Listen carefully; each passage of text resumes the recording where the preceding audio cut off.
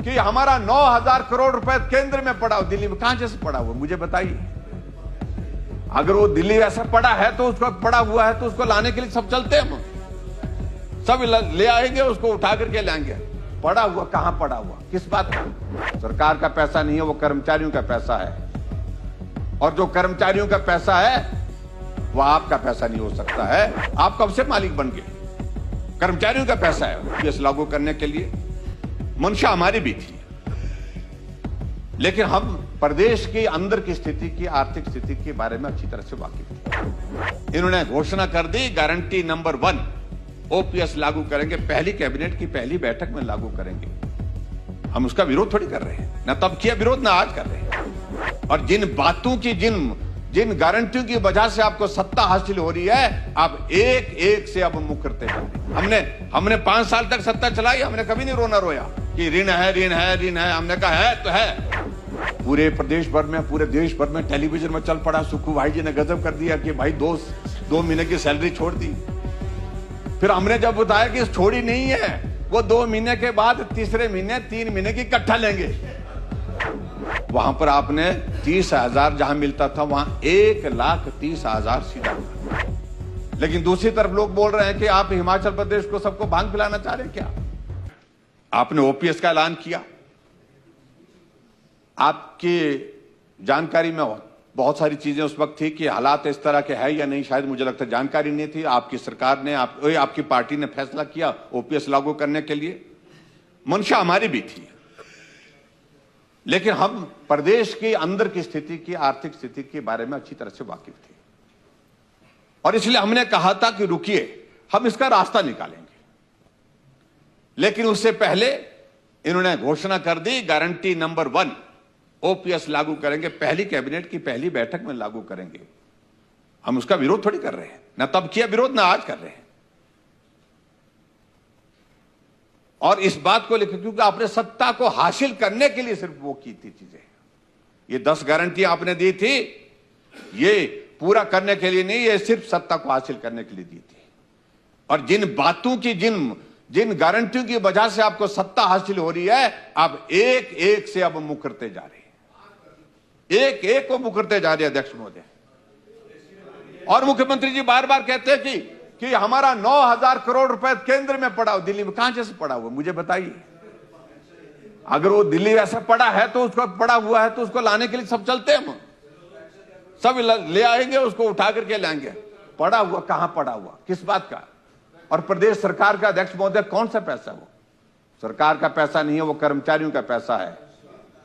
और जो कर्मचारियों का पैसा है वो आपका पैसा नहीं हो सकता है। वो उनके जो है, पीएफआरडीए ने बड़ा स्पष्ट कर दिया इस बात को लेकर के, और स्पष्ट इस बात को किया कि जो पैसा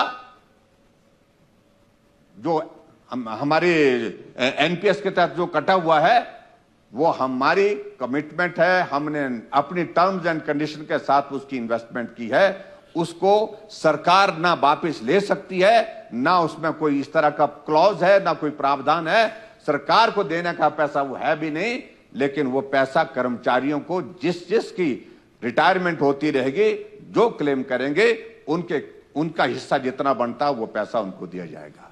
आप कैसे कह सकते हैं कि वो पैसा हमारा है? वो हमारी सरकार का पैसा है। आप कब से मालिक बन गए? कर्मचारियों का पैसा है और कर्मचारियों को मिलेगा। वो मना कौन कर रहा है उस बात के लिए? और इस बात को लेकर के मैं यही कहना चाहूंगा कि जो जिस तरह से एक पिक्चर प्रस्तुत कर रहे हैं कि हम दोषी नहीं, जिम्मेवारी को समझना सीखिए मर्द की तरह। हमने 5 साल तक सत्ता चलाई, हमने कभी नहीं रोना रोया कि ऋण है ऋण है ऋण है। हमने कहा है तो है, लेकिन ये प्रदेश हमारी जिम्मेवारी है। प्रदेश के लोगों ने हम पर भरोसा किया है, हमें काम दिया, हमें जिम्मेवारी दी है, हमें मुख्यमंत्री बनाया है, सरकार हमारी बनाई है। इसलिए हम प्रदेश के विकास के रास्ते में कोई भी बाधा आएगी, पैसे की वजह से बाधा नहीं आने देंगे। हमने विकास भी किया और हिमाचल प्रदेश में कर्मचारियों को समय पर सैलरी दी, कर्मचारियों को समय पर पेंशन दी, जो पेंशनर थे उनको पेंशन दी। आप तो डीए की किस्तें देने में भी असमर्थ हो गए, ये स्थिति आपकी बन गई। और डीए की किस्तें आप देने के लिए जो है, फिर भी उसके बावजूद जो भी कर्मचारी मिलते हैं, और कुछ आपके जो कर्मचारी जो आपको नेता टाइप बना रखे हैं, नेता, और उनको हकीकत मालूम नहीं है।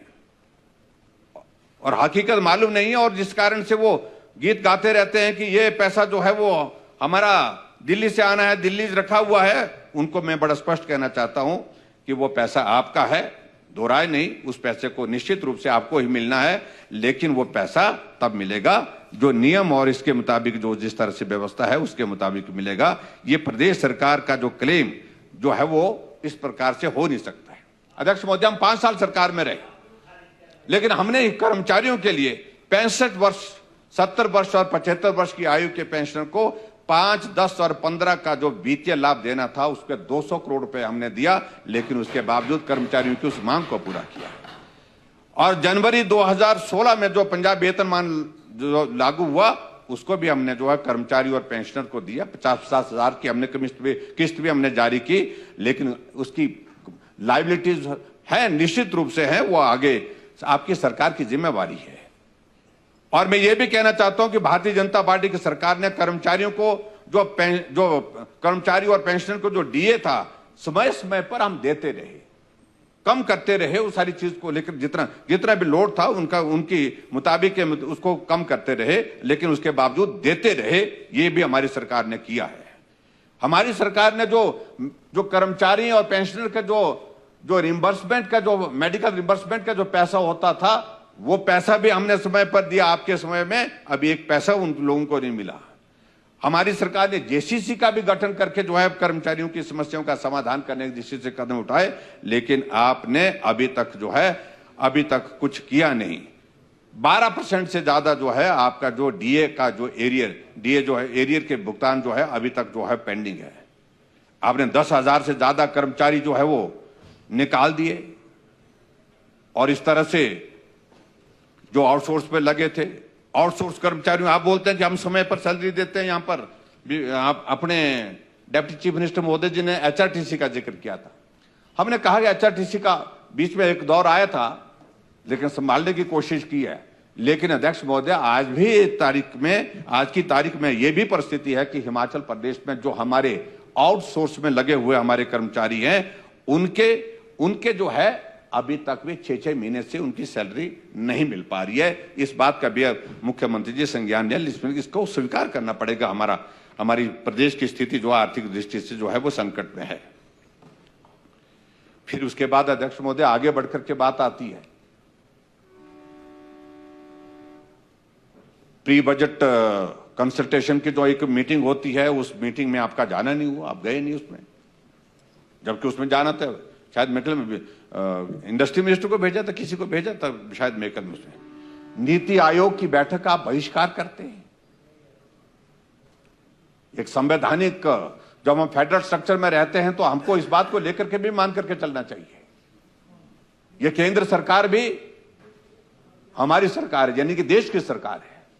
उस सिस्टम में हमको स्वीकार करके चलना पड़ेगा कि हमको जो इस प्रकार के महत्वपूर्ण बैठकें होती, उन बैठकों में मुख्यमंत्री का, हम यानी कि प्रदेश का प्रतिनिधित्व भी वहां पर नहीं हो, आपकी बात का मतलब प्रदेश का हित रखने वाला कोई आदमी नहीं वहां पर पहुंचे, तो मुझे लगता है कि बहुत बड़ा जो है एक बहुत बड़ी कमी है। कमी क्या, बहुत बड़ा गलत काम हुआ है जो वर्तमान सरकार के दौरान हुआ है। आपने कभी फाइनेंस मिनिस्टर के साथ मुझे नहीं लगता आज तक मुलाकात की होगी, बात की होगी हिमाचल प्रदेश के इसके संदर्भ में, अभी तक आपने बात नहीं की। अगर हम पीडीएनए के बात करें, पोस्ट डिजास्टर नीड असेसमेंट का अगर हम बात करें, आप पैसा मांग रहे हैं, लेकिन जो पैसा दिया गया है उसको आप खर्च नहीं कर पा रहे। 142 करोड़ रुपए आप जो है वो खर्च नहीं कर पाए, और उसका परिणाम क्या होगा, उसका फर्क ये पड़ेगा, उसका असर ये होगा कि अगली बार की जो आपके जो इंस्टॉलमेंट जो इसकी आएगी उस पे उसका फर्क पड़ता है, उसमें कमी होगी। क्योंकि केंद्र बोलेगा जो पैसा आपको दिया था आपने उसको खर्च नहीं किया, लोगों के घर बह गए, लोगों की जिंदगी चले गए, उसके बावजूद भी जो पैसा उनके लिए आपने केंद्र सरकार से लिया था, यानी कि केंद्र सरकार ने जो पैसा दिया था उनकी मदद करने के लिए, उनका घर बनाने के लिए, उनका बाग बगीचा बह गया उसमें मदद करने के लिए, किसी की जिंदगी चले गई उनके लिए मदद करने के लिए दिया था, उसके बावजूद आपकी सरकार ने वो पैसा ही खर्च नहीं किया। और उसके बाद दोष आप नरेंद्र मोदी जी को दे रहे हैं, दोष आप भारतीय जनता पार्टी की केंद्र की सरकार को दे रहे हैं, दोष आप जयराम ठाकुर को दे रहे हैं। इससे अध्यक्ष महोदय इन सारी चीजों से नुकसान होता है। और आगे मैं ज्यादा सारे विषयों को लेकर के बोलूं, अध्यक्ष महोदय, डिजास्टर में लगभग 1800 करोड़ रुपए पिछले इसके दौरान हिमाचल प्रदेश को मिला है, लेकिन आज भी हिमाचल प्रदेश के जो हजारों लोग जिनके घर चले गए हैं वो इंतजार कर रहे हैं कि जो आपने बात कही है, जो घोषणा की है, वो उस घोषणा के मुताबिक अभी तक वहां पर उनको मदद नहीं मिल पाई है, कोई पैसा नहीं मिल पाया है। 18,000 मकान हिमाचल प्रदेश को मिले, उसके लिए भी आप धन्यवाद नहीं करते हैं।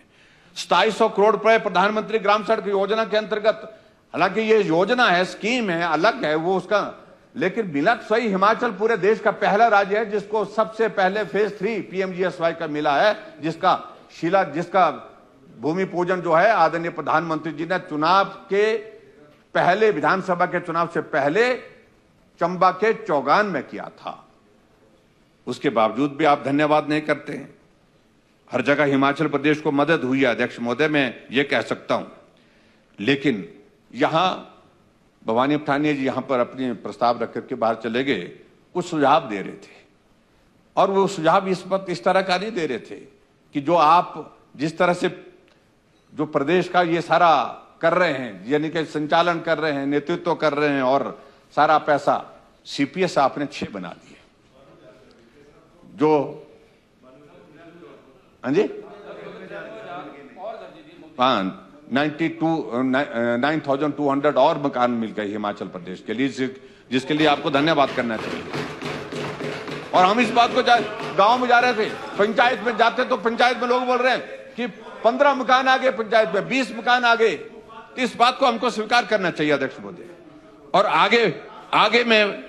आगे बढ़कर के अध्यक्ष महोदय मैं ये कहना चाहता हूं, और मैं मुख्यमंत्री जी, चलो आपने सीपीएस बना रखे, 1 नहीं 2 नहीं 6 बना रखे। हम भी 5 साल सरकार में रहे, लेकिन हमने नहीं बनाए। इसलिए नहीं बनाए कि भाई आर्थिक संकट और बढ़ेगा और ज्यादा इसमें जो है वो बहुत ज्यादा इसका फाइनेंशियल इंप्लीकेशंस होंगी। अपने कैबिनेट दर्जे के साथ बना के रखे हैं। हाई कोर्ट में मामला चला है, मामला जो है वो जजमेंट के लिए रिजर्व है, लेकिन 6 करोड़ के लगभग उनके लिए, वकीलों के लिए, जो उनकी कुर्सी बचाने के लिए आपने खर्च कर दिया। और यहां आप घोषणा कर रहे हैं, बड़ा चित्र लगा मुझे उस दिन कि मेरे मंत्री और मेरे सीपीएस जो है वो 2 महीने का सैलरी जो है वो विलंबित, इसके शब्द विलंब करके लेंगे, विलंबित की। पूरे प्रदेश भर में, पूरे देश भर में टेलीविजन में चल पड़ा, सुक्खू भाई जी ने गजब कर दिया कि भाई 2 महीने की सैलरी छोड़ दी। फिर हमने जब बताया कि छोड़ी नहीं है, वो 2 महीने के बाद तीसरे महीने 3 महीने की इकट्ठा लेंगे। ये सारी चीजें नहीं करनी चाहिए आपको ना। कुछ चीजों को लेकर के वो आदत पड़ी, कोई खबर बने, अच्छी खबर बने, बड़ी खबर बने, और ऐसी चीजों को मुझे लगता है कि नहीं करना चाहिए। अरे अध्यक्ष महोदय, आगे बढ़कर के आपने चेयरमैन बना दिया, सब कैबिनेट रैंक के साथ होता है। यहां पर सब कैबिनेट रैंक, ओएसडी, आपके एडवाइजर्स विद कैबिनेट रैंक, सारे लोग बोल रहे हैं प्रदेश की। अगर शुरुआत करनी है तो अपने से शुरुआत करनी चाहिए। ये सीपीएस जो बनाए हैं, ये चेयरमैन बनाए हैं, इससे थोड़ा खर्चा कम हो जाता है। और अभी आपने चेयरमैनों के लिए, पहले तो हमारे सरकार के समय अध्यक्ष महोदय, चेयरमैन वाइस चेयरमैन को कितना मिलता था? 30,000 मिलता था महीने का। आपने वहां बहुत बड़ी कृपा की है। वहां पर आपने 30,000 जहां मिलता था वहां 1,30,000 सीधा बढ़ा दिया। इतना बड़ा पैसा आपने बढ़ा दिया, तो कहां से ये आर्थिक संकट से आप बाहर आ पाएंगे? और फिर कहा कि हम हिमाचल प्रदेश में वाटर सेस लगाएंगे। हमें भी लगा कि यार बहुत अच्छा सोच रहे होंगे, कि अच्छा सोच रहे हैं, बुरा नहीं बोलना चाहिए। हमने कहा आप लगाइए, हम इसका विरोध नहीं कर रहे। हमें लगा कि ये जो ख्याली पुलाव है ये जमीनी हकीकत नहीं है, ये हो नहीं पाएगा, और चले गए घोषणा करके। लेकिन अब कोर्ट में वो मामला अटका पड़ा हुआ है, फैसला उसमें आपके अगेंस्ट आ गया। अब उसके लिए भी हमको दोषी ठहराएं। आप अब भांग की खेती का जिक्र कर रहे हैं। हमने कहा हम इसका विरोध नहीं करेंगे, क्योंकि हमारे समय में भी इस तरह का प्रस्ताव इस माननीय सदन में आता रहा है और प्रदेश की आर्थिकी इससे सुधर जाएगी। लेकिन दूसरी तरफ लोग बोल रहे हैं कि आप हिमाचल प्रदेश को सबको भांग पिलाना चाह रहे हैं क्या? आपने कहा कि कंट्रोल्ड एटमॉस्फेयर में हम भांग की खेती से प्रदेश की आर्थिकी को मजबूत करना चाह रहे हैं। हमने कहा इससे भी होता तो वो भी कर लीजिए भाई, लेकिन चिंता का विषय बना अध्यक्ष महोदय हमारे लिए कि आखिरकार इस सारी चीज से जो ड्रग्स का प्रचलन पूरे प्रदेश भर में, पूरे देश दुनिया में चला है, हिमाचल भी अछूता नहीं है, उसमें क्या हम इस सारी चीज को रोक पाएंगे? यह भी एक चिंता का विषय बना हुआ है। इसलिए इन बातों पर भी विचार करने की आवश्यकता है। सीमेंट के रेट आपके जो है, हमारे विपक्ष के नेता यहीं से बोलते थे जहां मैं आज हूं खड़ा, और कहा कि पीली वक्त है, हिमाचल में सीमेंट की फैक्ट्री लगी है, इंडस्ट्री हिमाचल में लगी है, हिमाचल में सीमेंट जो है वो महंगा, पंजाब में सस्ता, हरियाणा में सस्ता। आज तो आपकी सरकार है भाईजान, ये सरकार क्या कर रही है? जितना हमारा 5 साल में सीमेंट की कीमत नहीं बढ़ी, उतनी 1 साल में बढ़ गई।